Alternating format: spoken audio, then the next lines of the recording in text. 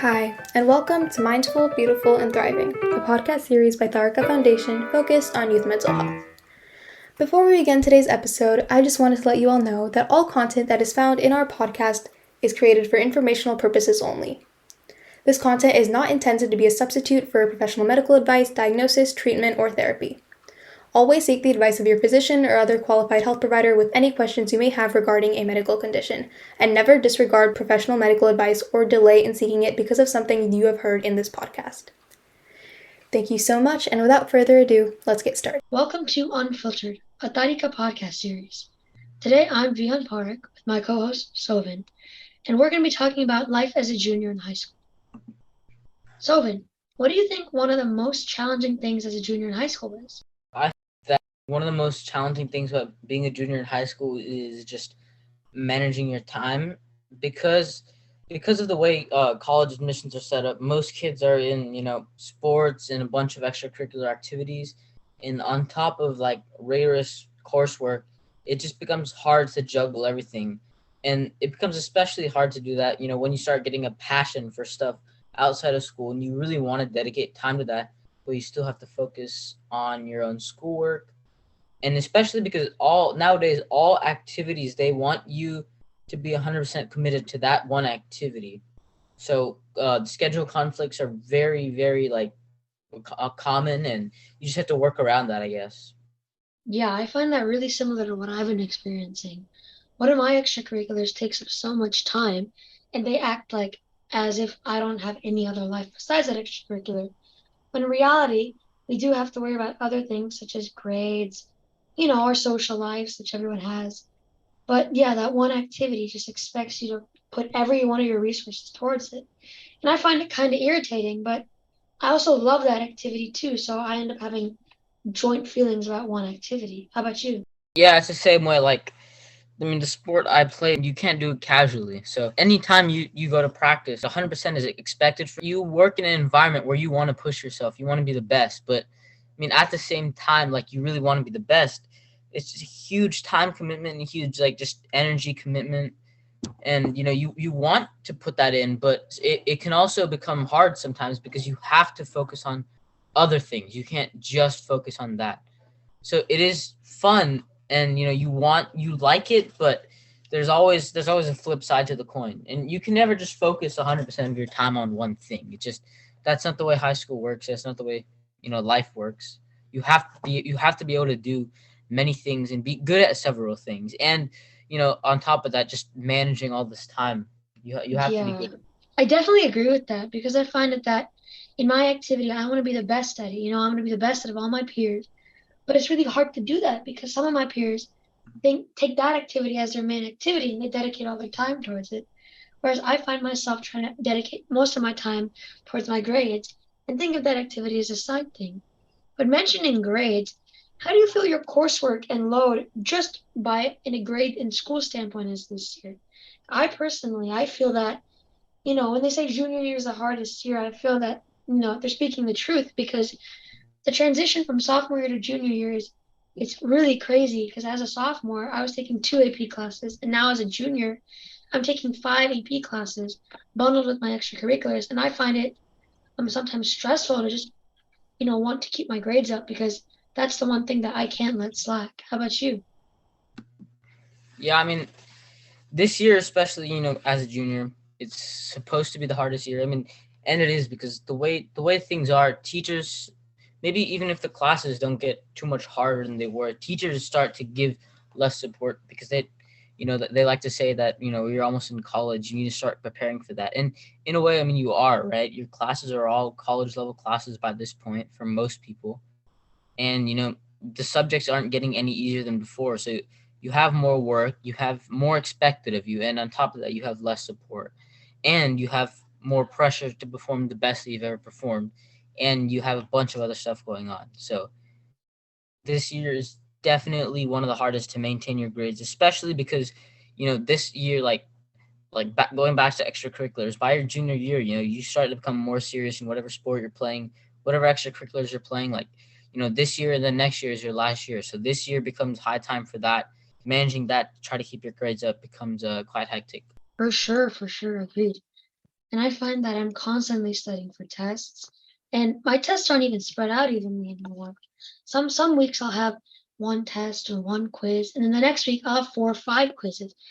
And I find it almost it's too much to deal with. And I find myself staying up sometimes till midnight or sometimes even later, like 1 or 2 in the morning, just studying. And as a sophomore, I'd always slack off. I'd still be up till 11, but I'd be playing games, watching TV, and studying, and still I overall have a good mood. But this year, I find that even when I'm just studying, like no, watching TV or playing games here and there, I find myself staying up very, very late, like 1 or 2, and having to get up super early in the morning to go to school. But on alongside with grades, I find SAT prep and ACT prep to be really tough as well, because I have to balance that out with my other things too, along with my AP classes. I've been studying for the ACT and the SAT, and I find that stressful too. Have you been studying for the SAT and SAT as well? I actually have been studying for those. So yeah, I mean, I get what you're saying. And another hard thing about studying for these tests is a lot of it is content that you've done, 4, 5, 6, maybe even 7 years ago. It's not stuff that you're learning now. So a lot of the stuff that, especially in math, English, that's just basic, grammar and comprehension skills that never changes over time. But the math portion, that's definitely, it's not stuff that you're learning now. So it's not like you can study by for just your SAT math and you're done for your school, or vice versa. You have to be studying for both because they're very, very different, and you have to be looking back. You have to be looking back 4 or 5 years just to see what you remember and just the fundamentals of stuff.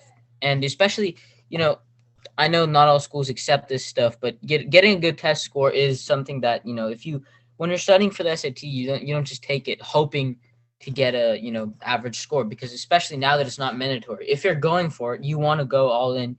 You want to get the best score that you're taking. Otherwise, you might as well, not take it. But, spending all that time studying on that on top of having to study for school and, all the previous extracurriculars and stuff, it gets quite hard. Yeah.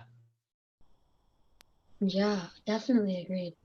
And the only reason we're thinking about the SAT and ACT is due to our future, because as a junior, we this grade is the most important year because these grades that we get, they determine the grades that go on our college apps. Because colleges don't really look at your senior year, but they care about your junior year the most, because that's when you're taking the hardest courses. So along with junior year comes future concerns. I find myself always worrying about, if I don't do this, will this college accept me? If I do too much and I fail at something, will it accept me? If I get this B or A minus, is that going to put me in a worse position? And I find myself constantly worrying about the future and thinking, if I screw up, and I can't screw up, but if I do, that's just going to lead to my downfall, and everything I've worked for is going to come crumbling down. Is it often that you feel the same way? I mean, yeah, I feel the same way a lot just because, I mean, yeah, this year is, what your, make or break your future, I guess you could say. I mean, that's not to say you can't, turn your life around later, but especially if you want to go into a streamlined path with your college future, this is when you have to start seriously thinking about what you want to do in college. And, the way, I guess, college admissions are set up, especially from a student standpoint, like, you have to be a perfect human being, and nobody is. I mean, they expect you to have, perfect scores, be, 4-year varsity athlete, do a bunch of community service, be a well-rounded person, and just overall, after a certain point, there's just no more you can do. So there's a lot of stress about just doing the most you could do, just being a well-rounded person, and still knowing that there's a very high chance that they still won't take you just because of quotas or just the way things are set up. You never know. You don't know how the admissions work, right? I mean, and if you don't get into a good college, it's not to say that you can't